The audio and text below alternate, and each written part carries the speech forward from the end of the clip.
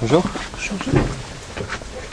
le gars du monde n'est plus là pour te donner la main, et que tu n'entres plus dans sa ronde de folles histoires, à aimer debout, qui stoppe le temps et les mappemondes du bout des doigts.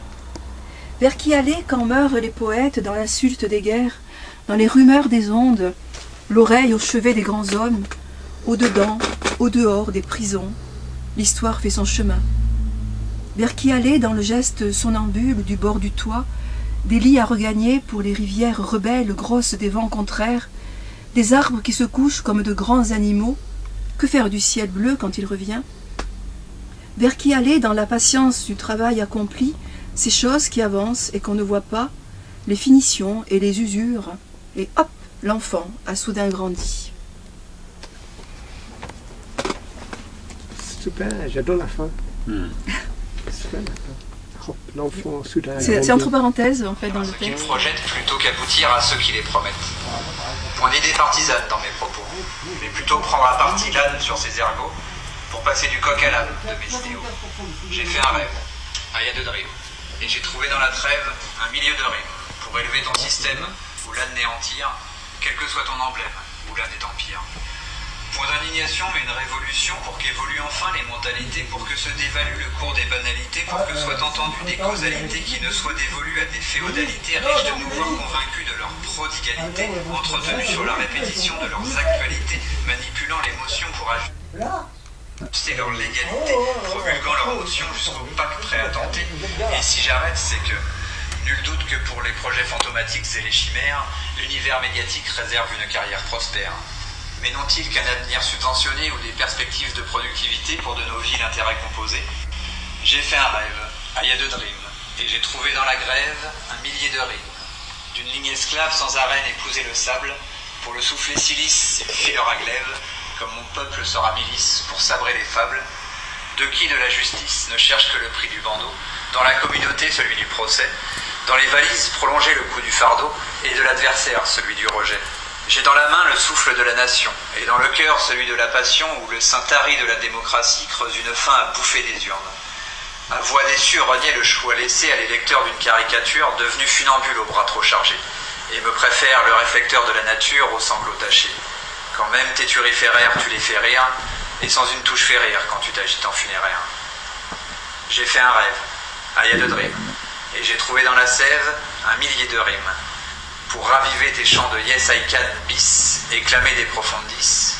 Mais si aujourd'hui le micro-ross, c'est que le micro-pros a mis le croc sur un os de ce que le Big Boss brosse, lâche la meute aux faits et ricoche jusqu'à ce qu'écorche un faux hardcore pour saigner l'envers du mot d'ordre.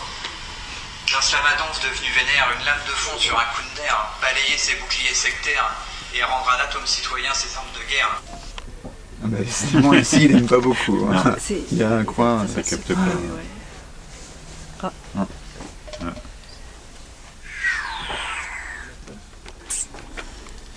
Parce que moi aussi, je me lève très tôt et j'écoute la radio Grands Ondes anglais et ils donnent la météo pour les marins. Ah oui. Donc, il faut le savoir. Donc, le texte, en fait, ça commence avec ça. Et en fait, il y a des zones maritimes. Ah oui, quand on annonce les météos marines. Voilà, C'est et marrant. c'est Dogger, Viking, Fisher, German Oui, White. oui, oui. Tu Enfin, le moi, connais oui, en français. Ah, mais est-ce que c'est pareil en français? Dogger, Oui. German Fisher? Oui, non? oui, oui, il y a des mots, ils ont gardé des mots en anglais. Ça fait longtemps que j'ai pas écouté la météo marine. Moi aussi, pas en anglais, mais en français. La France Inter, voilà. Ça dure, Mais- je trouve que ça dure. Ils ont changé de personne et ça dure des heures, j'ai l'impression. Et en fait, j'adore parce que il y avait un film et, des mineurs, et eux aussi, ils se levaient à l'aube pour aller bosser dans les mines. Et donc, c'était. Après, il y avait un type qui était il travaillait dans. Je pense qu'il était prof dans un collège, dans une zone mineure. Oui, Mineur, enfin pas mineur, mais oui, oui, les mineurs, la mine. des mineurs pour la mine. Et en fait, il a écrit un livre et après Ken Loach, il a repris ça dans le film Cass Ah ok, ça oui, Ouais. le faucon. Voilà. Ah, c'est beau, Ouais. il est beau ce film. Voilà. Et donc, j'adore D'accord. ce film. Ouais. Donc, C'est la pièce de théâtre. oui, Oui.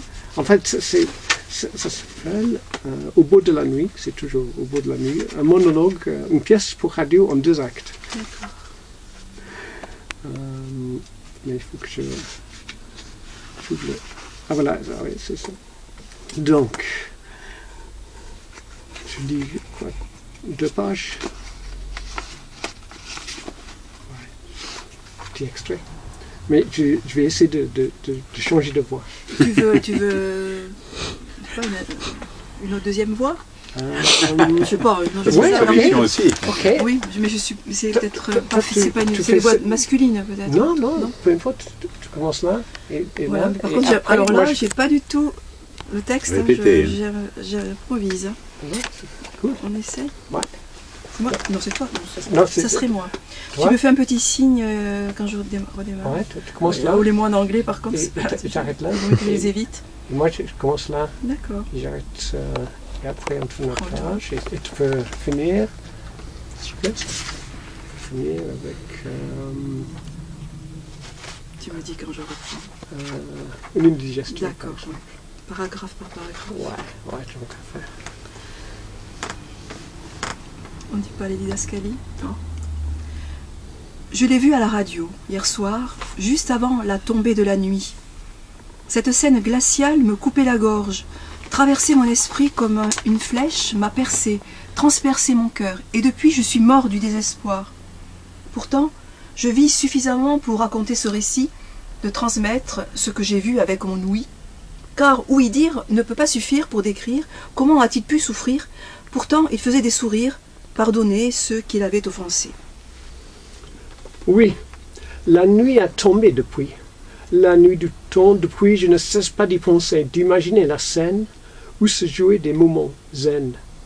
La disparition d'un, comment dire, maître, guide de haute montagne, qui, avec ses copains et copines, a continué de suivre des lignes, des traces qui pourtant s'effacent si on ne les suit pas avec nos propres pas.